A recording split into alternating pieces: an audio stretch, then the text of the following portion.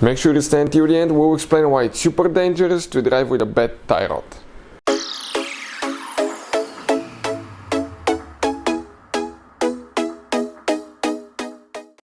Hey guys, welcome back to World Mechanics. Thank you guys for watching and subscribing to the channel. Today will be super helpful video to any of you having a Fiat 500 generation from year 2008 to currently year 2022. If you have one of those guys and you want to know the symptoms of bad tie rod, stay with us, we'll explain that in this video today. Now, you have inner and outer tie rod. We're going to talk about each one of those, but the symptoms will be almost the same, guys, for each one of them.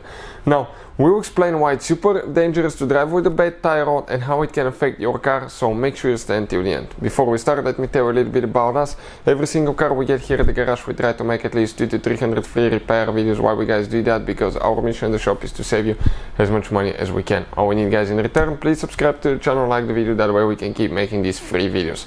And if you guys need to buy any parts, tools for a good price and quick shipping, check out the link in the description of the video below. That's where we get all our tool supplies from, and you can, guys, save a ton of money. So specifically, we have a 2015 Fiat 500, guys.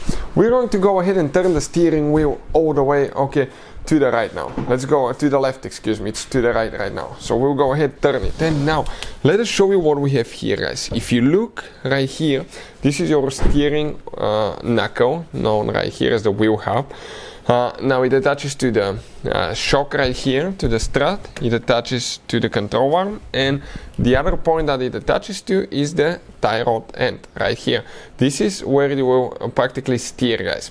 You have the rack and pinion that will extend. When it extends on this side, the wheel will steer to the left. When it contracts, it will steer to the right. You have one ball joint on the outer tie rod right here, guys, that if it fails, what will happen, you will start hearing like noises, clunking noises coming from here when you go through potholes, when you turn the steering wheel. If you go inside on the steering wheel, go left, right, fast like that, and you hear clunking, okay, it could be a bad ball joint. How you can, guys, see that? If you grab the wheel, okay, with two hands on left and right side, and you kind of like shake it with the tire in the air, and you can notice where the play is coming from. If it's from here, it's outer tie rod.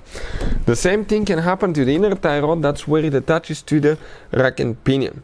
It has a ball joint on the inside, and when that ball joint gets worn, it will, guys, cause play in the steering wheel as well.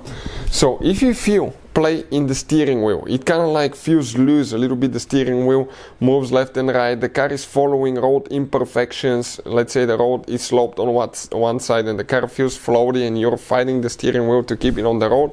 It could be play in the ball joints or the inner CV axle, and that could be really dangerous because it can cause uneven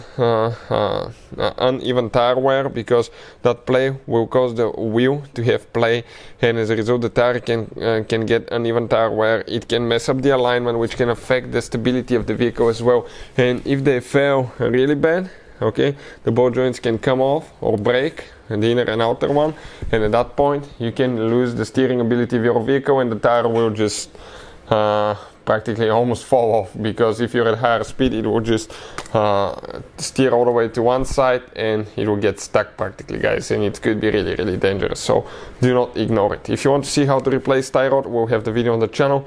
Hopefully the video will be helpful. Thank you for watching and see you next time.